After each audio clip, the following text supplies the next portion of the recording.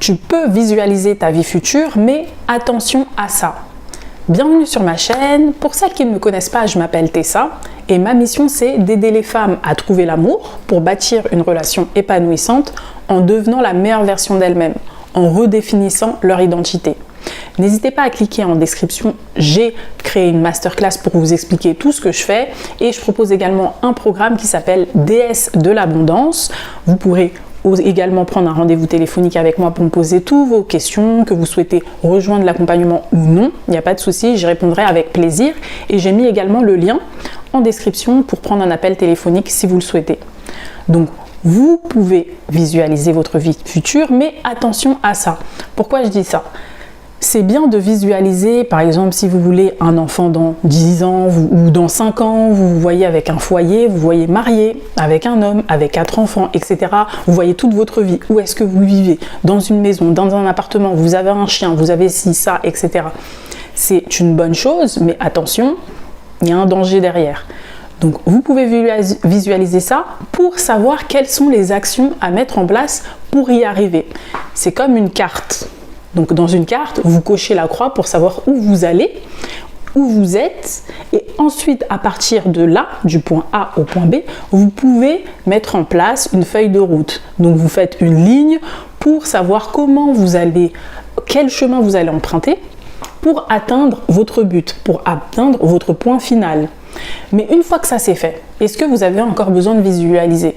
Non, vous n'avez plus besoin de visualiser, puisque visualiser, c'est pas ça qui va vous faire permettre d'atteindre votre objectif.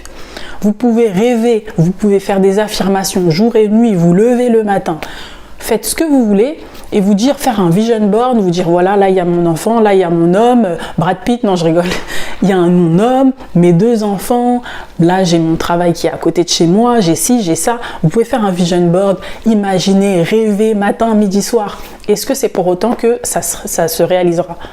La réponse est non, ça ne vous servira à rien. Vous pouvez le désirer très très fort, désirer intensément, tout le monde s'en fout. Et le monde, le destin s'en fout aussi en fait. Le destin, ça ne sert à rien de compter là-dessus. Vous devez uniquement compter sur les actions à mettre en place. Donc une fois que vous avez visualisé, vous avez fait votre feuille de route, ensuite vous vous dites qu'est-ce que je dois faire pour atteindre cet objectif. Et dans qu'est-ce que je dois faire, évidemment il y a travailler sur vous.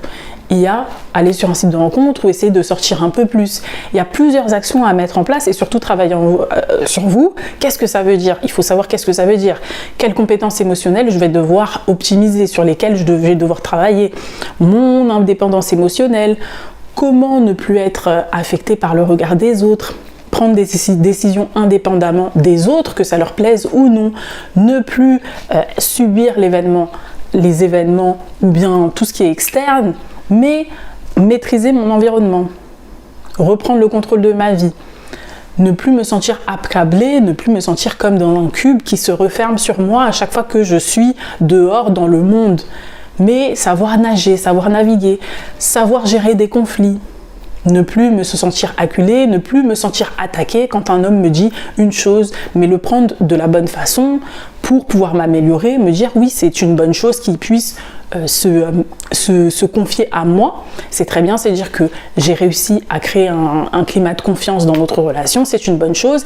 Et ce qu'il me dit, je vais pouvoir l'utiliser pour devenir une meilleure personne, pour m'améliorer, pour répondre au mieux à ses besoins émotionnels. Donc, c'est beaucoup de choses comme ça qui permettent de reprogrammer votre façon de penser et de redéfinir la personne que vous êtes aujourd'hui. Et c'est ça qui va vous permettre d'atteindre votre objectif qui est par exemple de créer une relation épanouissante, d'avoir des enfants, même la relation que vous aurez avec votre enfant. Comment faire pour avoir une relation où vous avez une connexion émotionnelle, spirituelle, faire en sorte que votre enfant vous écoute, vous respecte, vous admire, etc. Et que vous aussi vous l'admirez, vous le respectiez en échange, créer ce climat, tout ce climat, cette atmosphère qui fait que vous serez toujours joyeux, que vous allez cultiver la joie dans votre foyer. Et ça se travaille. Mais vous ne devez pas vous focaliser sur la destination finale. Je vais prendre un exemple simple.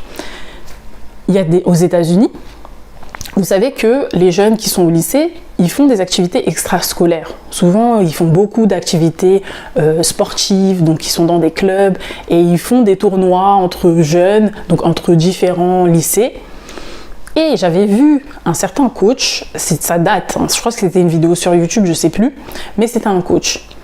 Et il coachait des femmes qui jouaient au handball, je ne sais plus si c'était handball ou au football américain, je ne sais plus quel sport exactement c'était. Mais ils étaient partis à une compétition avec un autre lycée, donc une équipe d'un autre lycée. Ils s'étaient confrontés à cette équipe et ils revenaient en quart. Malheureusement, ils avaient perdu le match et donc les filles dans le quart étaient totalement désemparées, elles étaient en colère, elles se sentaient énervées parce que elles avaient l'impression qu'on leur avait pris cette réussite, qu'on leur avait arrachée, que le destin leur avait empêché de gagner. Donc elles se sentaient légitimes de gagner, elles se sentaient en droit, elles se sentaient comme des victimes, disons, du destin. Elles croyaient que cette colère était tellement légitime et que, en fait, finalement, gagner, c'était un dû pour elles. C'était obligé de gagner puisqu'elles se sont entraînées pendant tellement de temps. Donc pour elles, il n'y avait pas d'autre issue. Elles devaient gagner. Et là, comme elles n'ont pas gagné, elles étaient totalement déçues. Elles ressentaient vraiment de la tristesse et de la honte et de la colère. Tous les sentiments qu'on ressent quand on perd de manière générale pour le commun des mortels. Mais le coach, dans le quart, il a dit « Mais attends. En fait, le jour de l'entraînement, vous avez jamais fait mieux que là, en fait. Le jour de l'entraînement même, on savait déjà que vous alliez perdre. Parce que pendant les entraînements, vous n'avez jamais fait mieux que ces filles-là, le jour du match. Donc en fait, c'était logique que vous perdiez. Il n'y avait pas d'autre issue. Pourquoi vous êtes déçus ?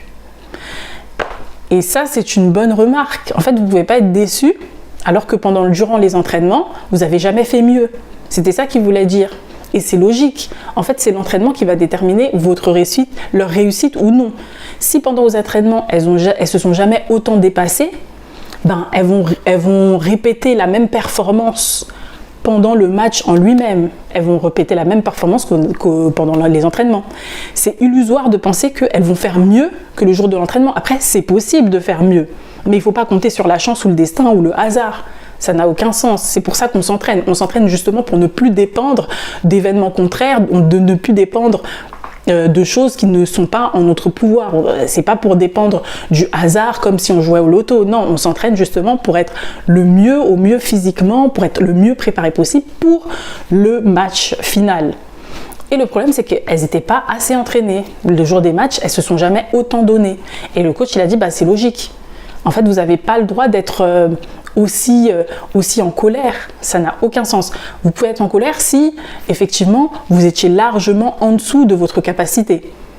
Si, pendant les matchs, vous avez fait un jeu extraordinaire, vous étiez tellement donné et, pendant les entraînements, vous étiez à votre top niveau et pendant le match, il s'est passé quelque chose, vous avez peut-être mal mangé, je ne sais pas, vous avez mal dormi, etc. Là, oui, vous pouvez être déçu contre le destin, là, il y a quelque chose à faire.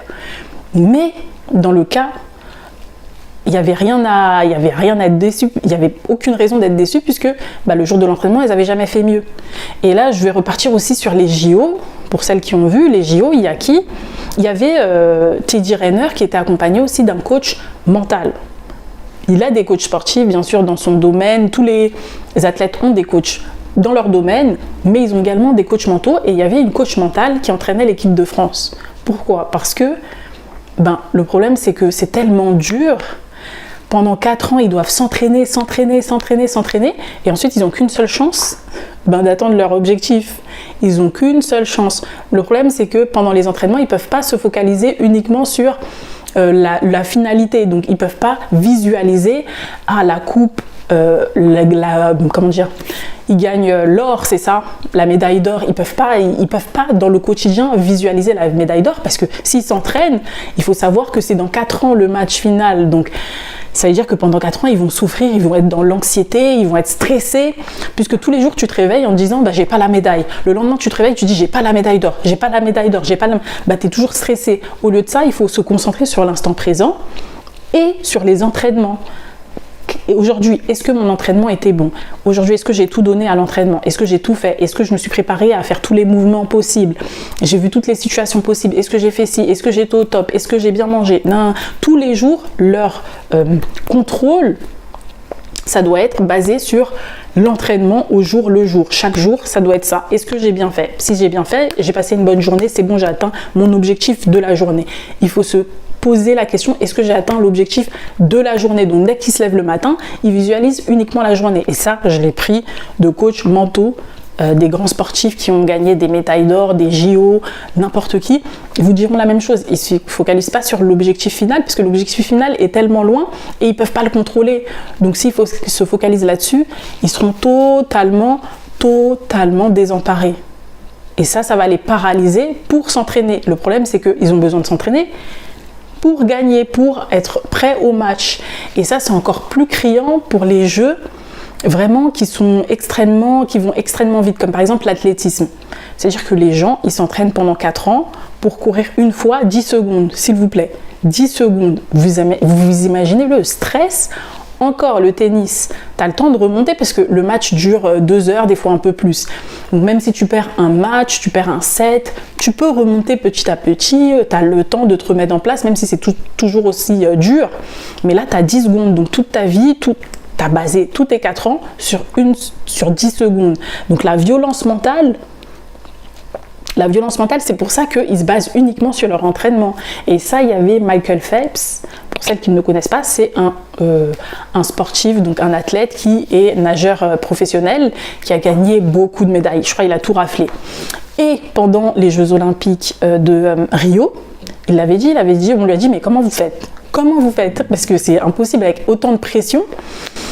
Comment vous faites pour y arriver? Et ensuite il dit, mais non, moi je me focalise uniquement sur les entraînements, et lorsque je viens pour le match, pour le